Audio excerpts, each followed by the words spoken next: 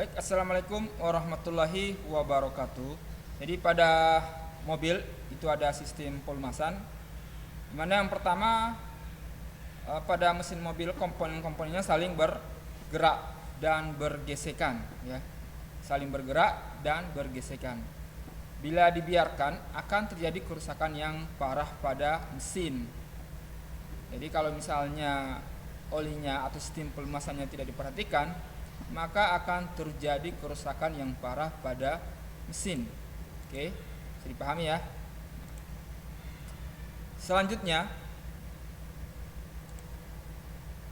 adanya gesekan dan pembakaran pada mesin itu akan mengakibatkan temperatur pada mesin akan meningkat, ya. Karena adanya gesekan, kemudian ditambah lagi adanya pembakaran, maka mengakibatkan temperatur pada mesin itu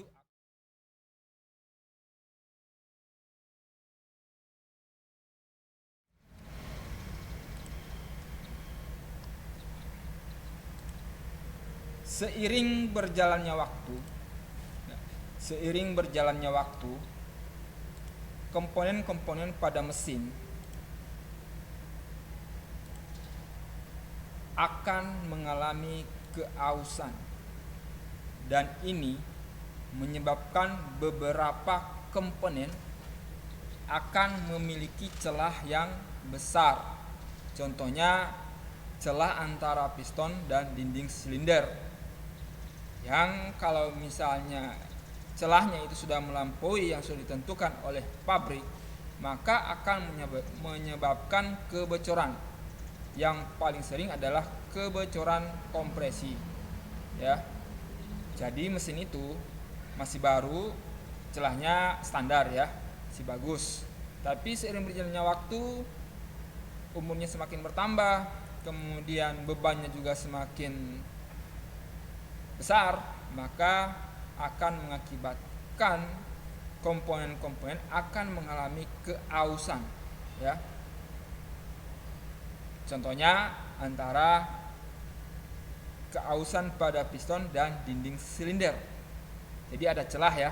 Nah, disinilah dibutuhkan pelumas. Silakan kalian deskripsikan sendiri apa sih fungsinya pelumas atau oli pada mesin yang sudah mengalami keausan yang besar, atau bisa dikata sudah tua, ya, sudah tua, mesin-mesin tua. Karena di sini perlakuan pelumas pada mesin tua dan mesin baru itu berbeda, ya, berbeda. Misalnya sistem pelumasan pada mesin baru itu pelumasnya itu memiliki viskositas atau kentalan yang lebih kecil, sedangkan pada mesin-mesin tua, karena seiring berjalannya waktu tadi seperti yang sudah saya jelaskan bahwa adanya gesekan yang terus-menerus menyebabkan keausan yang besar antara bagian-bagian yang bergerak, contohnya piston dan dinding silinder. Nah, disinilah kita dibutuhkan kemampuan untuk menganalisa, ya, apa yang harus kita lakukan apabila mesin ini sudah tua, yang dihubungkan dengan sistem pelumasan. Oke, next. Banyaknya komponen, ya, banyaknya komponen yang bergerak dan bergesekan tentunya akan meninggalkan kotoran-kotoran, ya. Kalau di mesin itu ada istilah bram-bram, ya. Bram-bram itu maksudnya adalah sisa material logam yang bergesekan, ya. Sisa material logam yang bergesekan. Misalnya piston dan dinding silinder itu kan bergesekan, maka sisa gesekan itulah yang disebut dengan bram-bram.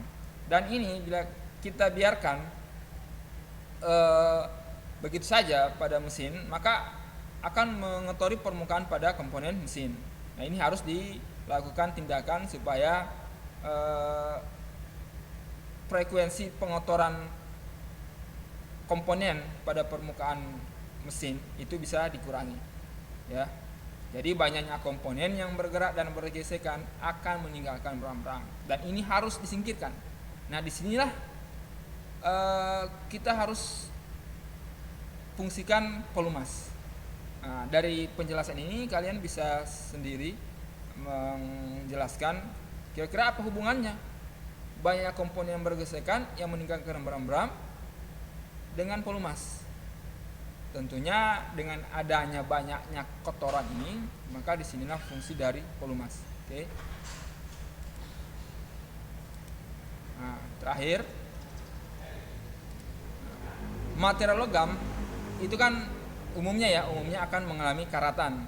Ya, bila dibiarkan akan menyebabkan komponen pada mesin akan mengalami kemacetan, ya, atau susah bergerak.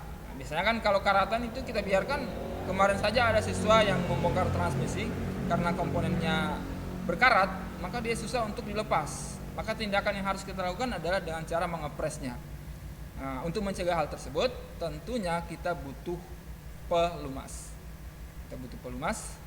Jadi poin terakhir ini silakan kalian tentukan sendiri hubungan antara karat dengan pelumas atau oli. Oke, cukup sekian. Assalamualaikum warahmatullahi wabarakatuh.